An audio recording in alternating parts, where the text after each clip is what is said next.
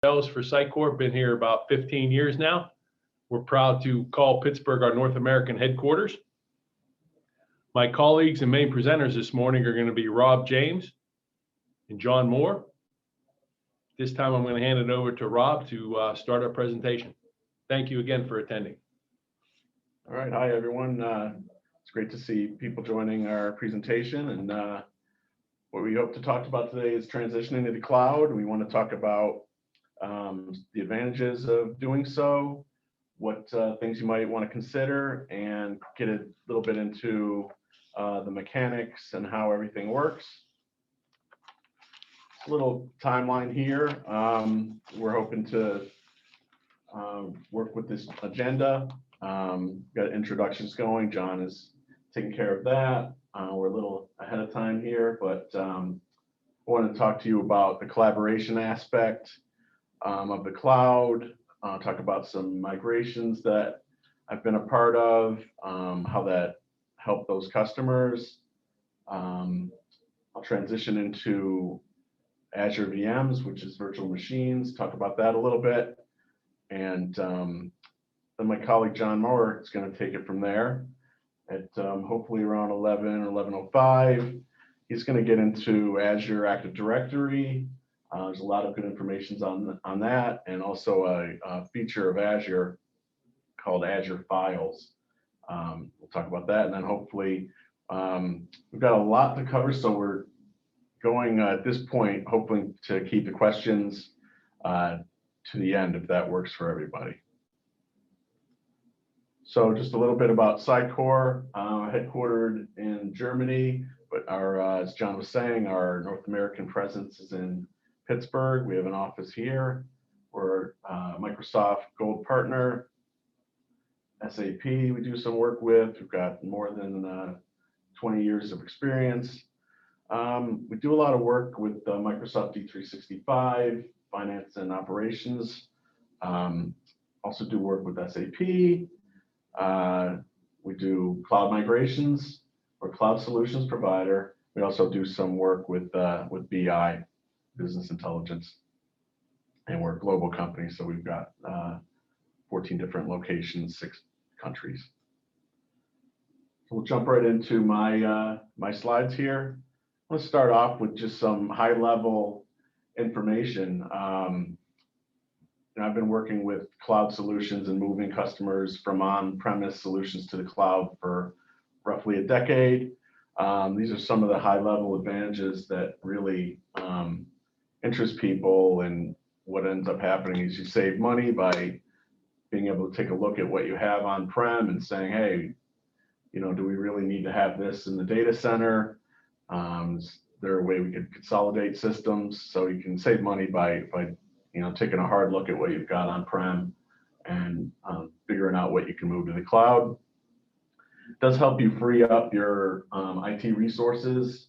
I like to say, once you get to the cloud, these IT resources have different opportunities to work maybe a little bit closer to the customer rather than trying to maintain on-premise systems. They can get a little bit closer to business, help with customer service, things like that. It's easier to stay up to date.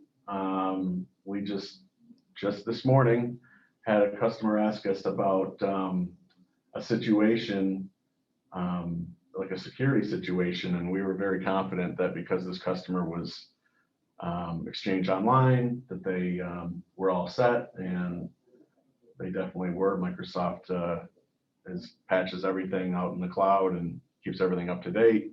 That also applies for things like the Office suite.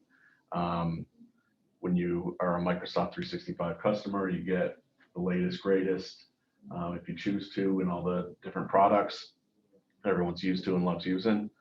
And then another big reason is flexibility. You can basically scale up and out as needed. If there's a marketing campaign, that you're going to have greater traffic to a website or something to that effect, you can basically scale up during those times so that you can meet that demand. Just to continue along with the advantages, there's definitely enhanced security. We find that, the cloud security is, you know, much better than customers are able to do on-prem, because there's the, economies of scale, things like that. Since the cloud's been going for, at least a decade, from what I can tell, I mean, it's definitely reliability. I mean, if we were having this conversation in 2010, I think there were still some kinks to work out, but, right now, 2021, we're seeing the cloud is quite stable and, has like 5 nines, I think is what the uptime stats are. With the cloud, it's easier to do backups. It's easier to, throw disk space out there. You don't have to have a system like Tivoli or something like that just to do your backups and worry about, storing things off site. The cloud is definitely great for that. And then, you only pay for what you use with the cloud. You don't have to keep systems around that are old. And like I said, with the marketing campaign thing, if you knew for 2 months you were going to have need some more servers, you could easily add them in the cloud. And then when that tapers down, you can pull that back. One slide, everything's going around COVID nowadays, and just thought I'd add this, that the cloud definitely helps when you want to add different people and remove them easily. I mean, if you have everything, and John's going to talk about it, Azure AD, once you get set up, it's easy to add users and applications and get people onboarded. Security-wise, if your company chooses to, there's really not a need to VPN in just to get into email, Teams. So you have the choice to do that. Sometimes it comes down to the IT security department at your company, whether they'll let you do that, but there is no strict need to VPN in. And I know at SYCOR, we love that, when we work from home, we can hop on and we don't necessarily have to, go to Cisco just to join in Teams session, things like that. I think overall, it just helps remove a lot of obstacles to collaboration if you need to get people together in a fast manner. I think the cloud is definitely helpful with that. Just to jump a little bit into security, because that a lot of times that comes to mind. Those are some of the big questions. We talked a little bit about availability. There's, at this point, only minutes of downtime per year. Microsoft promises like 5 nines, so uptime is very good. Of course, there's physical building security. Everything's protected with motion sensors. In the case of like Microsoft 365, there's data centers that are over different parts of the country, Washington State, for instance, Virginia. So you don't have to worry if there's a disaster in one of those locations that you'd be affected. There'd be copies that could easily go over to the other sites. Of course, they only allow authorized personnel into their locations. Got the basic stuff for redundant power supplies, battery backup, things like that.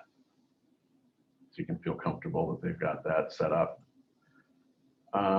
Also, multiple fiber trunks for redundancy. Everything's climate controlled. Don't have to worry about earthquakes, things like that. They've got seismically braced racks, and then fire prevention and extinguishing systems are in there. So. With the cloud, there's a lot that you could do. The security, for instance, as administrators, John and I both administer some tenants for customers. So, whenever we log in to do anything in Azure or Microsoft 365, it's set up so that it does multi-factor authentication. So you can have it text you. There's an app called Microsoft Authenticator that you can use. You can have it call you and have it enter a PIN. So this really cuts down if people are trying to hack into an account. Multi-factor authentication is something that's used a lot. And we have customers that actually, for the users, have this set up. that works well for them as well. It basically reduces the risk of unauthorized access, and it's helpful to have this on. Keeping going on the security topic, there's basically a security information management system that you can deploy with Azure called Sentinel. We have a customer that uses this, and it basically just gives you a bird's eye view of your cloud environment. Has connectors into the Microsoft Defender antivirus, the Azure AD, Microsoft 365, and it is available to hook into other non-Microsoft sources if you want via APIs. Just a little bit on that from the daily use of that. There's different reports that it has and alerts that it has. For instance, it can notify you if there's something that it determines as impossible travel activity. So if you have a user that is normally in Tennessee, logs in, and then all of a sudden you see attempts to log in I don't know, Estonia, it can alert the administrator like, oh, there's an attempt going on here, and alert them to see if they need to talk to the user and see if they've been compromised, things like that. Also, you can do reports for different sign-in properties is one I get a lot, and then it can warn you if it's seeing that someone's trying to bypass the MFA, multi-factor authentication, that you have in place. As far as your IT resources, we really see that pre-cloud, when you have a lot of on-premise systems, we see there's a lot of reactionary work going on. Back to my on-prem days, I remember a lot of holding together systems. It's just like a patchwork thing. You're constantly worrying about interim fix 9 and patch this. And we actually just had today, like I think I mentioned earlier, there was a report that there was a problem with Exchange on-prem. And like I said, John and I both had confidence that Microsoft had patched it, and we looked into it, and they had already deployed that stuff out to their cloud servers. So, there's a lot of times, spinning your wheels, I guess you could say, in the on-prem or pre-cloud world. So moving on, post-cloud, you can really use this as an opportunity to consolidate your resource, your systems, and say, do we really need, 40 on-prem email servers in our data center? Can't we, move some of that to the cloud, or all of it to the cloud? If you wanted to do that, once that work's done, we find that those resources stick around. They're just used in a different way. They might, their job might change a little bit. They might get a little bit closer to the user and work on more project type work, spend more time getting closer to the business, I guess you could say. Really the ability to increase like automation through things like PowerShell. And, as long as those resources stay, stay engaged, you could basically, they could get new up-to-date skills. For instance, like I said, PowerShell, learning the new command line interfaces. There's lots of different skills that you can learn in the cloud. We're talking about collaboration. We've got Microsoft 365 is kind of the new name for Office 365. It kind of includes Windows 10 thrown in there. So it includes the popular email solution Exchange. You've got your SharePoint. Teams is very hot. Skype for Business is there as well. But I think we're going to find that Teams is pretty much taken over in July. I think there's a date where if you Skype for Business online, you are going to be looking at moving to Teams, is what I'm hearing. And there's a lot of other tools included with Microsoft 365. There's just a couple more mentioned here, and they add every day. I know Stream is in there as well. So Exchange Online, just breaking this out a little more. It's basically, the email client that people seem to like is Outlook. So it's Outlook in the cloud. It really gives you a lot of disk space. It's almost unlimited, the amount that you can get on some of these plans. And I know anyone that's come from an on-prem world where they had quotas, well, the customers will feel free once you're in the cloud and don't really have to worry about that. It's very flexible, so you can, if you're in love with your anti-spam, antivirus solution that you use now, you're not forced to use Exchange Online Protection, but you could put it in front of it. You can use both. There's a lot of different things you could do. It's really easy administration. You could use the included admin portal, which is basically a website you can use to manage distribution lists, groups, things like that. PowerShell is a interface that anyone that's going to administer these solutions is going to want to get into, because to do anything a little bit more complicated or to get into automation, you're going to have to learn PowerShell. SharePoint Online is also part of that suite of tools, and it includes your team sites for collaboration, includes workflow, so you can have, if you're working on documents, you can have a workflow set up so it steps through, and maybe it starts with me. When I'm done with my part, it forwards on to the next person, and you can have like a serial workflow like that with approvals. So that's a nice thing that people use in SharePoint Online.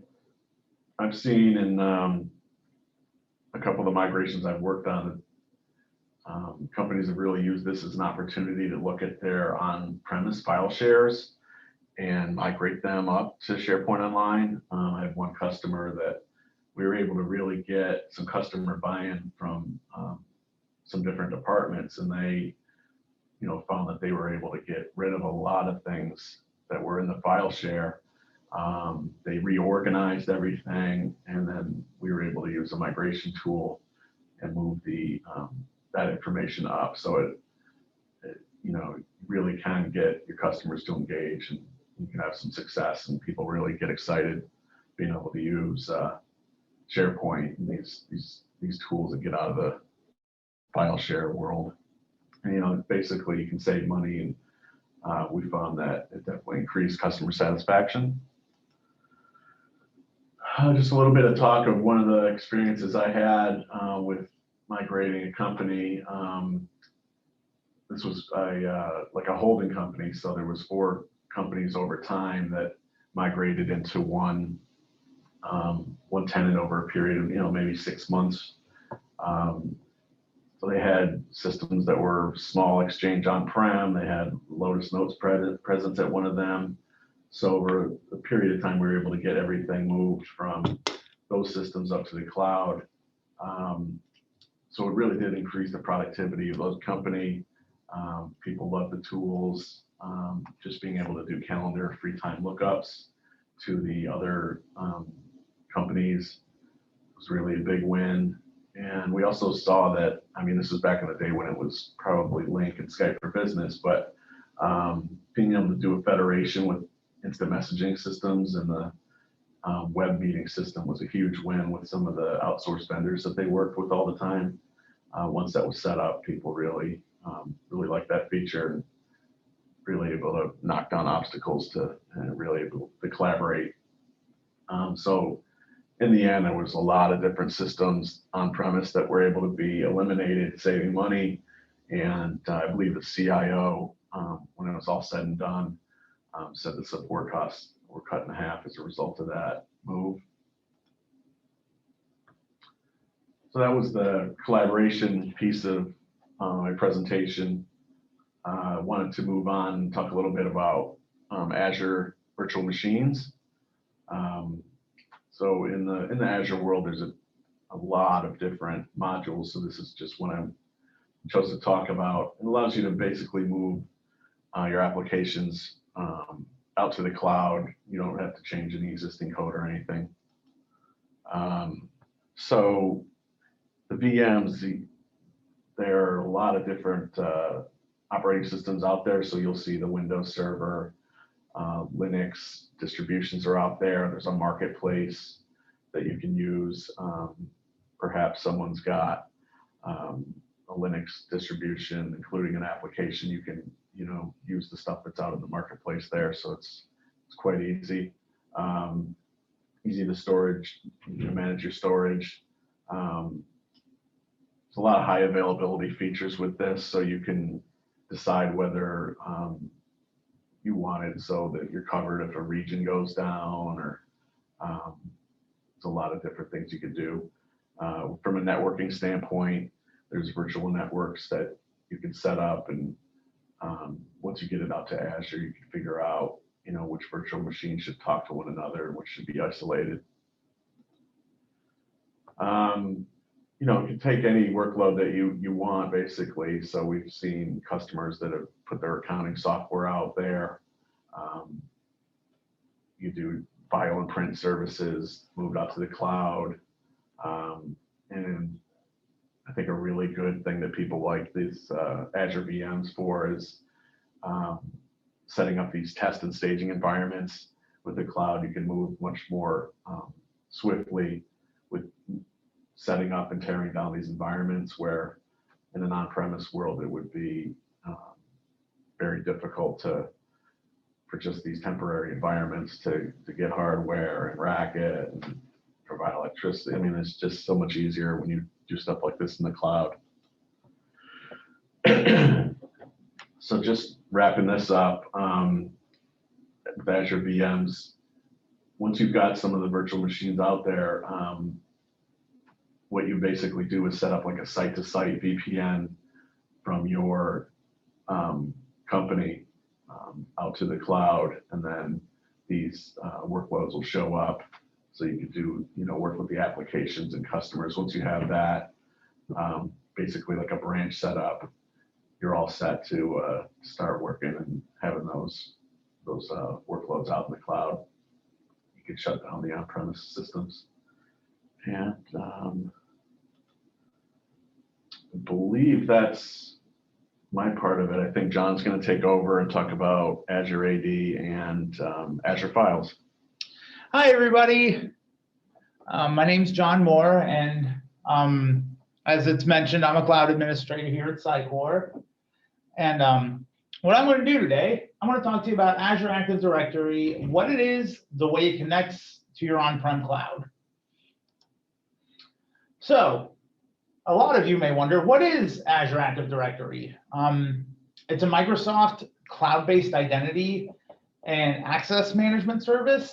There's a lot to it, so I'm going to try and compiling this down and give you maybe a high view of kind of some terminology and everything that goes along with this. So this helps employees access resources in a myriad of ways. You use external resources such as M365, your Azure portal, and a lot of other software as a service applications. Internal resources, apps such as apps on your corporate network or your intranet that you have, along with any cloud apps that are being developed by your own organization or maybe from an outside source helping you develop applications for cloud-based service. So with this, there's subscription levels to Azure AD. There's 4 different subscription levels.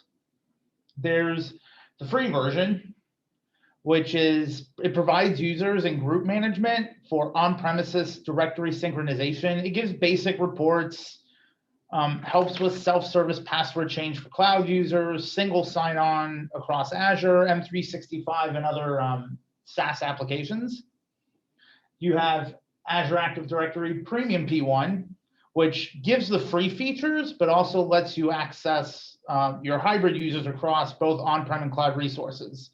It supports advanced administration like dynamic groups, self-service group management, Microsoft Identity Manager or MIM, and it's an on-premises identity and access management suite, which is what MIM is. Cloud write-back capabilities, which allow self-service password reset for your on-prem users as well. There's Azure Active Directory Premium P2, which gives the free version and P1 features, but also offers Azure Active Directory identity protection. This just helps give security and provides risk management and risk-based conditional access to your apps and critical company data.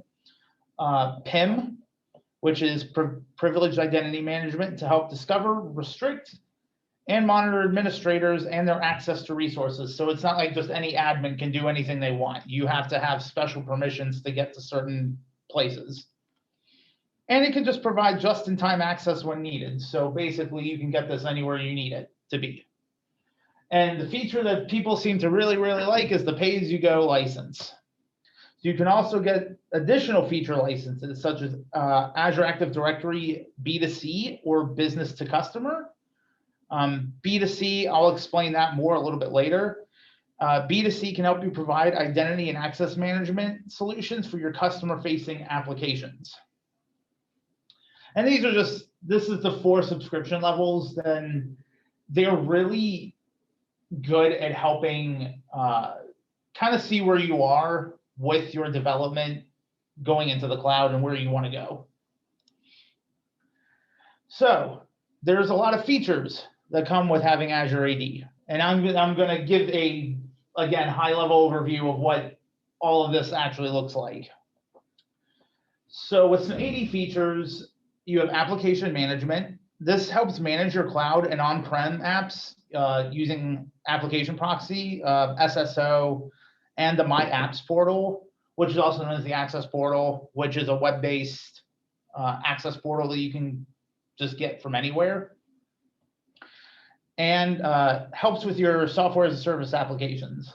You have Authentication, which is exactly how it sounds. It helps manage your Azure Active Directory, self-service password resets, multi-factor authentication, custom banned password list, and a smart lockout. So if anyone's trying to do anything funny, you can get it handled. You have Azure Active Directory for developers. This helps build apps that sign in all Microsoft identities to get tokens to call Microsoft Graph and other APIs, or you can even custom make your own APIs. You have B2B or business to business, which this helps manage your guest users and external partners. So if you're trying to collaborate with other companies outside of yours, this helps manage those guest users that may need access into your tenant. But this helps maintain control over your own corporate data. So you can basically be like a gatekeeper and handle who comes in and who goes out. You have B2C, which is business to customer or consumer.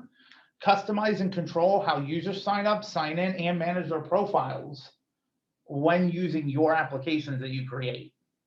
Conditional access.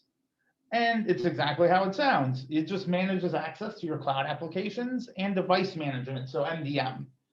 Manage how your cloud or on-prem devices access your corporate data. And there's more additional features of Azure AD. There's domain services, which join Azure VMs to a domain without using domain controllers. So you can create VMs on the Azure domain, but you don't need an on-prem domain controller to actually handle them. Microsoft handles all the patching, all the back-end things of it, so you can focus on bigger and better things. You have enterprise users, which manage license assignment, access to apps. You can set up delegates using groups and administrator roles. So you as a administrator, if you have a global admin account, things of that nature, any high-end administrator, you can manage the licensing, who gets access to what.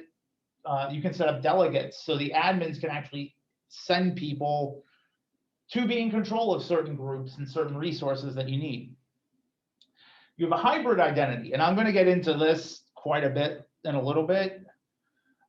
This uses Azure Id Connect and Connect Health to provide a single user identity for authentication and authorization to all resources, regardless of location.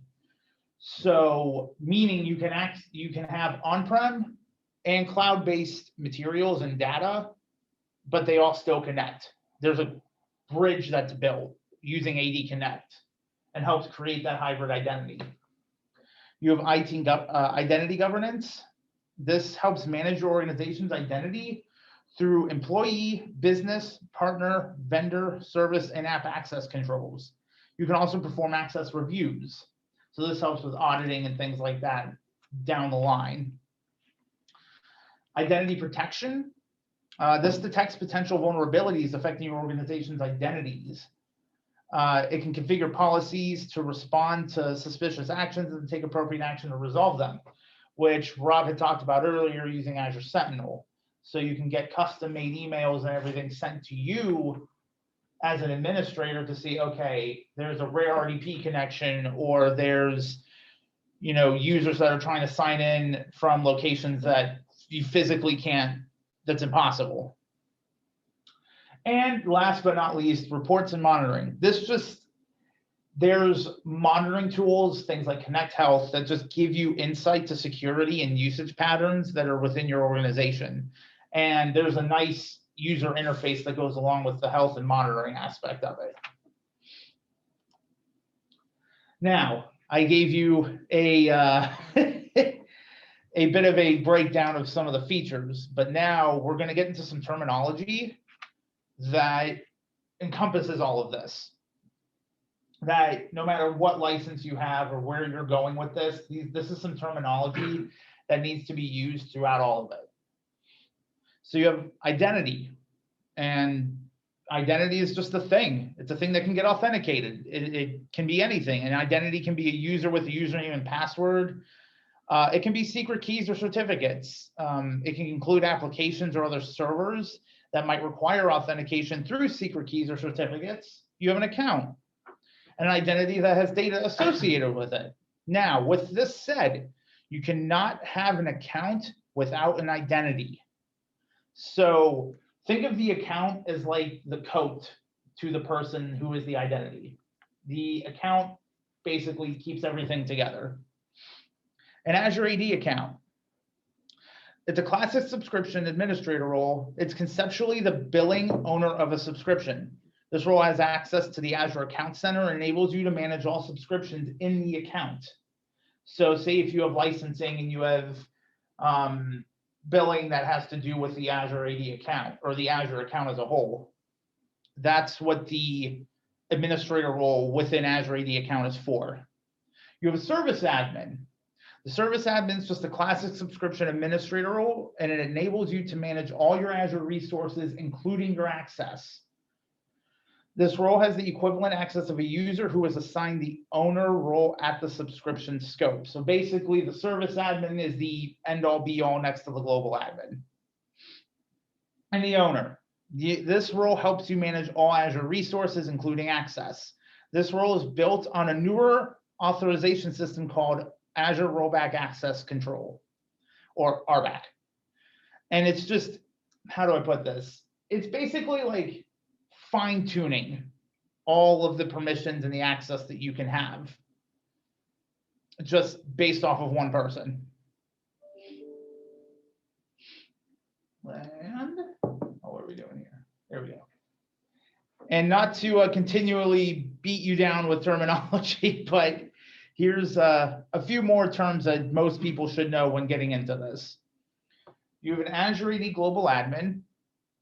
This administrator role is just automatically assigned to whoever created the Azure AD tenants. So say you want to start putting stuff in the cloud and you make a tenant for it. You are officially the global administrator. Global admins can do all the administrative functions for Azure AD and any services that federate to Azure AD, such as Exchange Online, Sharepoint Online, and Skype for Business Online. You can have multiple global administrators, but only global administrators can assign the administrator roles.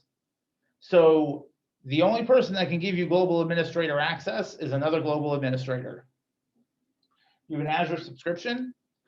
This is just used to pay for cloud services. You can have as many subscriptions as you want, as long as they're linked to a card.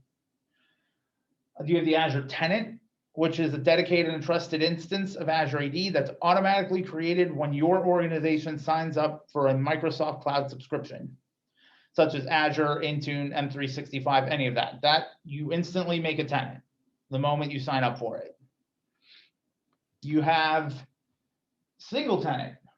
So the single tenant is exactly what it sounds like. It's just a single tenant that has access to other services in a dedicated environment. Now there's a multi-tenant. Azure tenants that access other services in a shared environment across multiple organizations are considered multi-tenant. So say you have an organization that has multiple parts to its company. We, as a matter of fact, we're working with a company that actually does that. So they have multiple tenants for the multiple parts of their organization. You can do that, and it can still be within your own environment. You have Azure AD Directory, and each Azure tenant has a dedicated and trusted Azure AD Directory. The Azure AD Directory includes the tenants, users, groups, and apps, and is used to perform identity and access management functions for tenant resources. With that said, there's a lot of parts that go into Azure AD Directory as a whole. You can have Azure Active Directory domain services, which take your on-prem environment in AD and move it to the cloud using Azure AD Connect. And Azure AD Connect I will get into later. Now, the managed domain in ADDS is a standalone domain. It is not an extension of the on-prem domain. So the moment you create a domain in the cloud, that's your domain for your entire organization, be it on-prem or not. At least the moment you do it in Azure AD. You have a custom domain. Every new Azure Active Directory comes with an initial domain name. So it's domainname.onmicrosoft.com. In addition to that initial name, you can also add your organization domain name. So say you abc.com. You can change your domain name in Azure Active Directory to abc.com if that's what you wanted it to be. So it's not just limited to the .onmicrosoft.com scope. And you have your own personal Microsoft account, and it's just the account that you personally have as one person. You know, it can get to Outlook, OneDrive, M365. It's just for the consumer. Now, I had mentioned Azure AD Connect. There is a lot that goes into this, and these guys are pretty excited about it, and I'm excited to tell you about it. So it is much more than what it seems. So I also mentioned a hybrid deployment, and this will go along with Azure AD Connect because this is what bridges the gap between your on-prem functioning and on-prem infrastructure to helping in the cloud. So if you're running an on-prem infrastructure and want some cloud-based applications, you want to even transition fully to a cloud-based environment, but still keep some of that on-prem data because it's either sensitive or, you know, there's things you have to tweak with it or move with it along the way. You can belong to something called a hybrid deployment. And hybrid deployments use quite a bit of tools and to help bridge this gap between fully on-prem and fully in cloud. And they use something called Azure AD Connect. And here you can just see there's a little graphic about what it looks like. So here's your company, no matter how big or small, right here. Here's the MIM, which I mentioned earlier. This is the Microsoft Identity Manager. Here's your Windows Server AD, so it's your on-prem AD. And here's Azure AD Connect. This is the part where the bridge is built between fully being up here and being here. So with Azure AD Connect, it will sync everything here to here. And with Microsoft Azure Active Directory, you'll start to notice your applications start to sync with it as well. So such as Dynamics, Azure O365, and any other SaaS or infrastructure as a service applications you have up here. You have cloud governed management. Organizations that move and want to make the switch to the cloud, they need to have that confidence that they have control over their complete environment. So there's more visibility, the security is great, and it looks into the activities supported by automation and proactive insights. So cloud governed management describes how organizations manage and govern their users, applications, groups, and devices from the cloud. So they're with transitioning to the cloud and moving from an on-prem to a cloud environment, you have confidence knowing that Microsoft has your back the whole way, and the security aspect to it is very great, as Rob had mentioned earlier.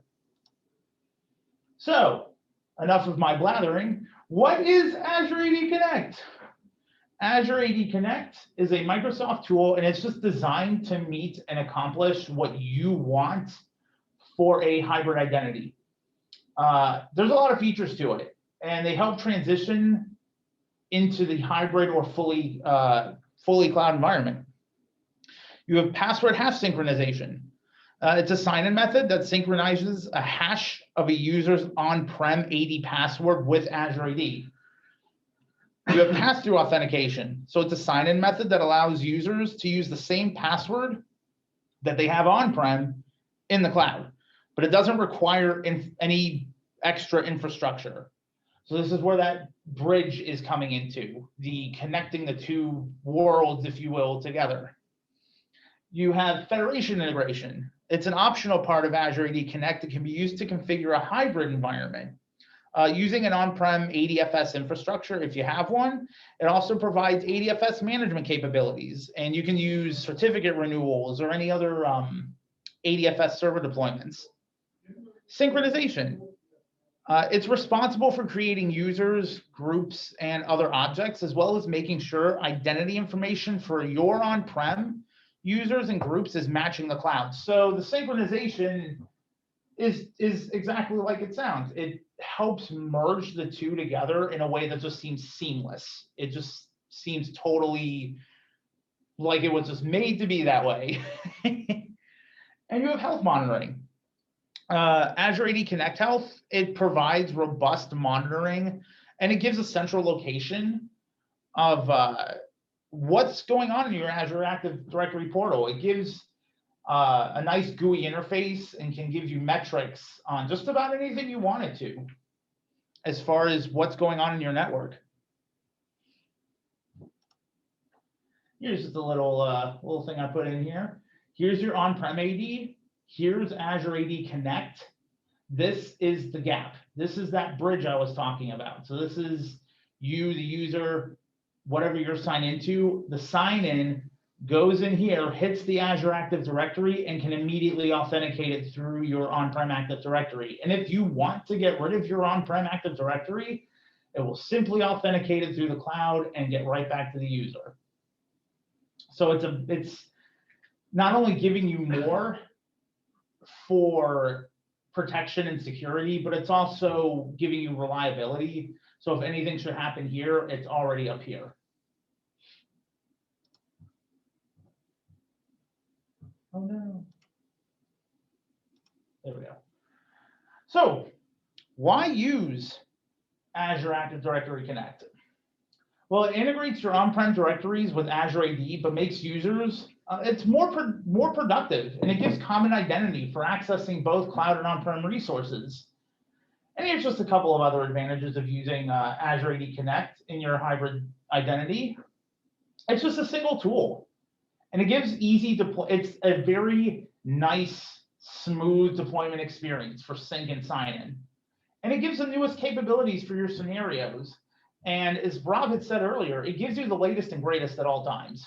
It constantly patches. There's no downtime, and a lot of the work is done on the back end.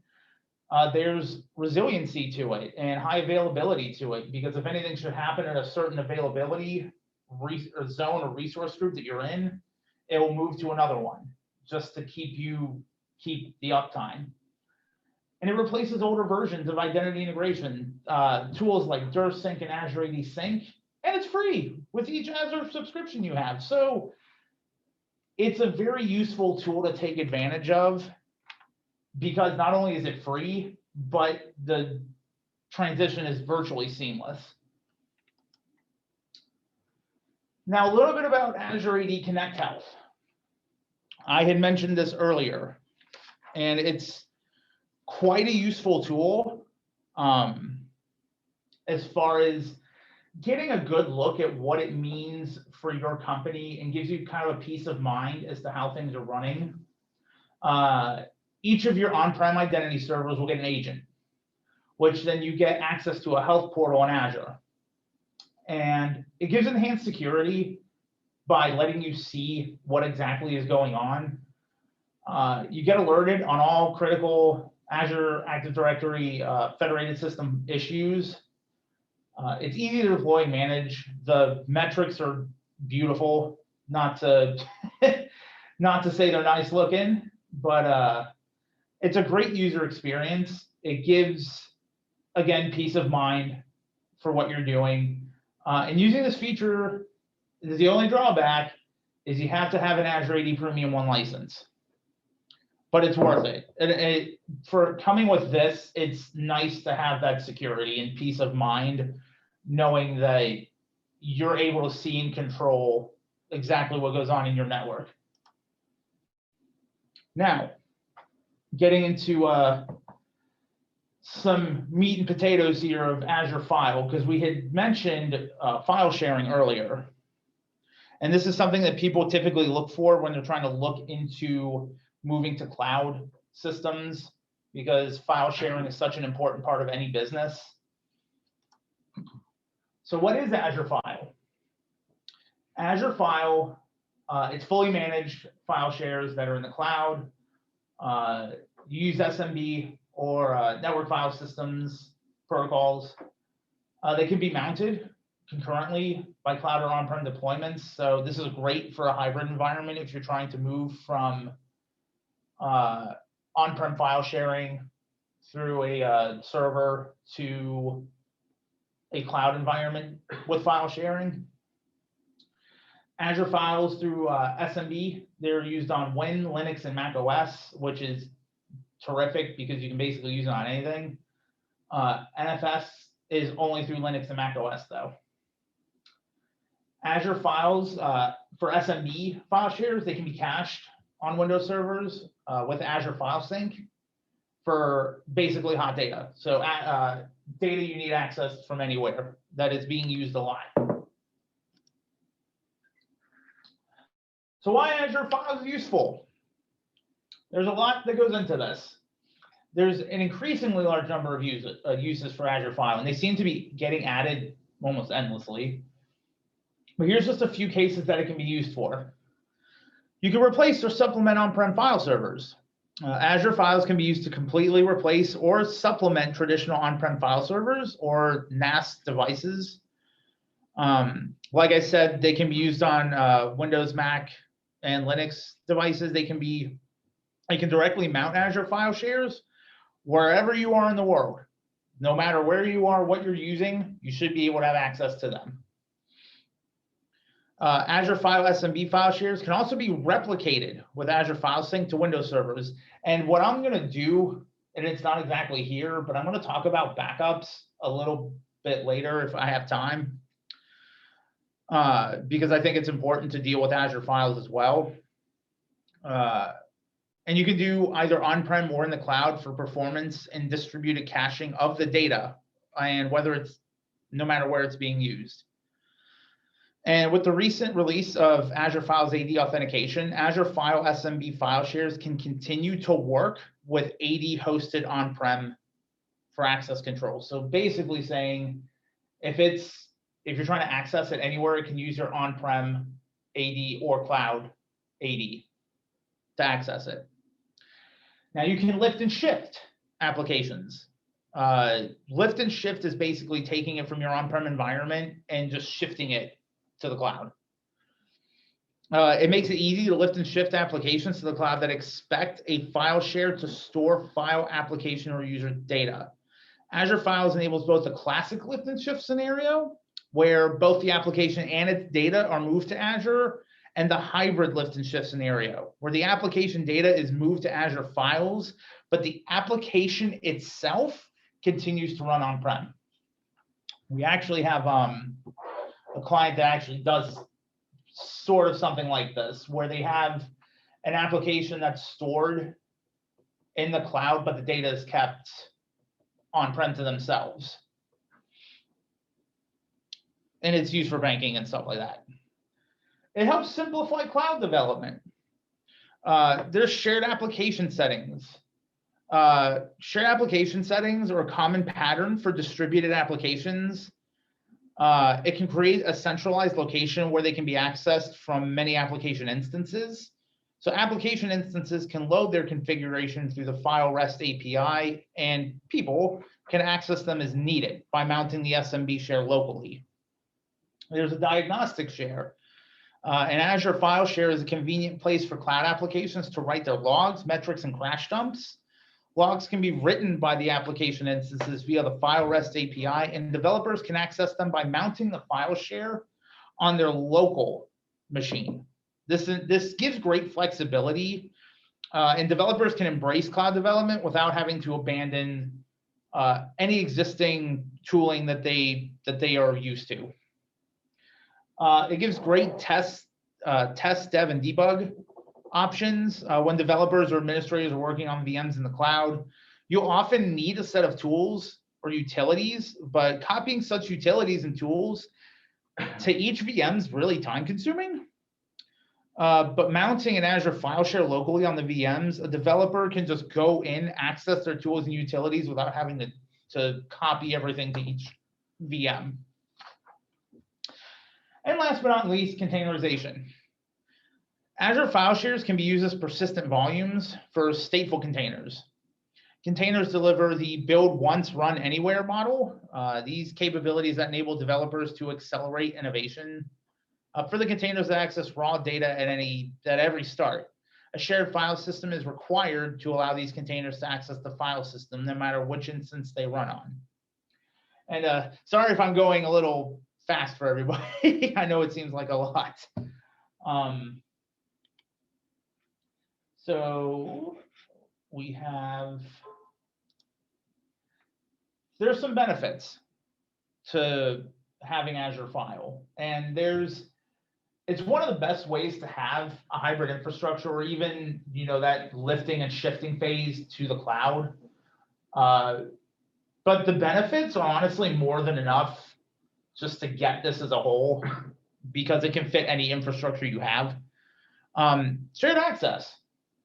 It just allows Azure File Shares support the industry standard SMB and NFS protocols that I mentioned, and you can just seamlessly replace your on-prem file shares with Azure File Shares, and you don't have to worry about compatibility.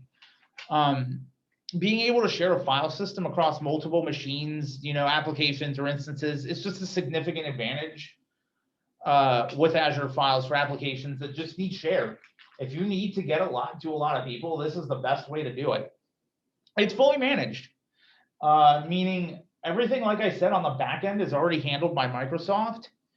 You don't have to manage hardware or an operating system. You don't have to deal with patching the servers or security upgrades or even faulty hard disks, because that's all managed through Microsoft. It helps with scripting and tooling. You can use PowerShell commandlets or Azure CLI to create and mount code that can automatically load the Azure File Share or the local shares that you need to users as they sign in. Resiliency.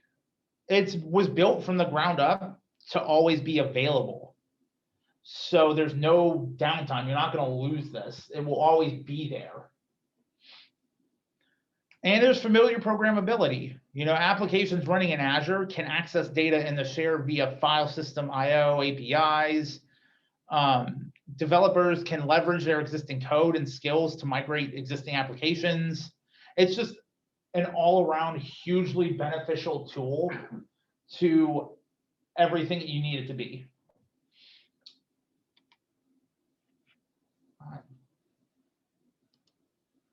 So with that said, there's storage options.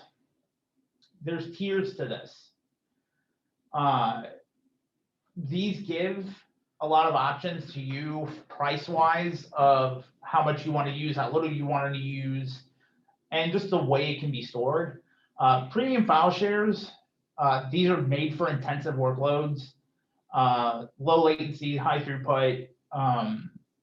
They're offered on a high performance solid state SSD. There's transaction optimized, and these file shares just are enabled for heavy workloads. They don't need the latency offered by premium. These are basically made for a lot of the backend storage and things that aren't exactly used all the time. So you have hot file shares, which offer storage optimized for general purpose file sharing. So things that you use on a regular basis all the time. This is such a huge thing to have. And even cool file storage, stuff you don't necessarily need all the time. So say you have a business, you have a payroll, software that you use all the time or use twice a month. That's known as cool storage. And it's just cost efficient. It's still there, but you're not getting billed as much for it. So it's a nice thing to have. And you can get these through the storage account, the file storage account. And they'll go over pricing for premium files based on how much you use, how much you want to use. There's transaction costs and things of that nature. You have storage pricing, and this is just a little blip, I should say, of what the storage pricing actually looks like. They're monthly charges, so you can either use a lot or use a little bit. And as you can see, there's the ones for premium, transaction, hot and cool. Snapshots, so say you take a snapshot of a VM or create a gold image. There's pricing based for that, or metadata at rest. So if you're not using it, for premium, it's included, transaction, it's included, hot and cool, it's small. But the storage pricing is actually pretty nice. And there's actually tools, such as the Azure Price Calculator, that can actually help what you're building. It lays out a price bit by bit of how much it costs for all of this. So say your monthly costs combined, it'll look at what you're using storage-wise, it'll look at what VMs you're trying to make, it'll look at the licensing you have, and it'll just give you a monthly look or snapshot of what it would cost. And I included some links in this presentation just to give you some reference material on everything I've covered in case something kind of got lost in translation. There's some links to help create a bit of just some learning material for you. And we have come to the fun part. So we're open to any and all questions you have. We're wide open right now if you have any questions.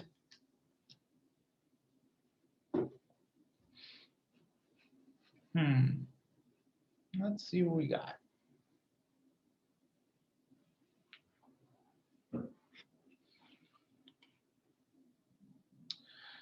Do you recommend using direct connects? Let me see. I would think direct connects would be. I think, can you elaborate on what you're referring to? I'm not sure what that's referring to. Put in the chat. Oh, that's a chat. And if you have any questions too, Can you put the contact slide up? Yeah.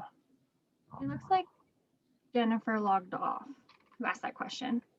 Oh, okay. Well, if you have any questions and want to get a hold of either Rob, myself, or John Bertolino, our information's up here. And thank you so much for coming in with us today and actually participating with us today. It's a great help. And also a copy is going to be made available for this presentation as well. So anyone that wants a copy of this can, it'll be emailed to you.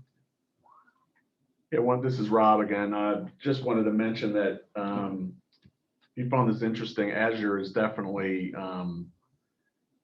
there's a lot to it. So if you're feeling, that maybe you're overwhelmed or something, there's a way to look at Azure as like a free trial. So if you go to azure.microsoft.com, you can basically create like a test bed and try out some of the things that we were mentioning, like spin up a VM, things like that. And obviously feel free to reach out to us for anything that you have that would be a question.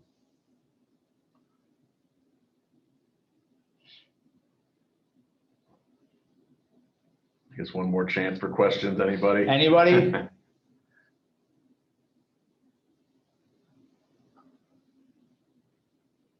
Going once, twice.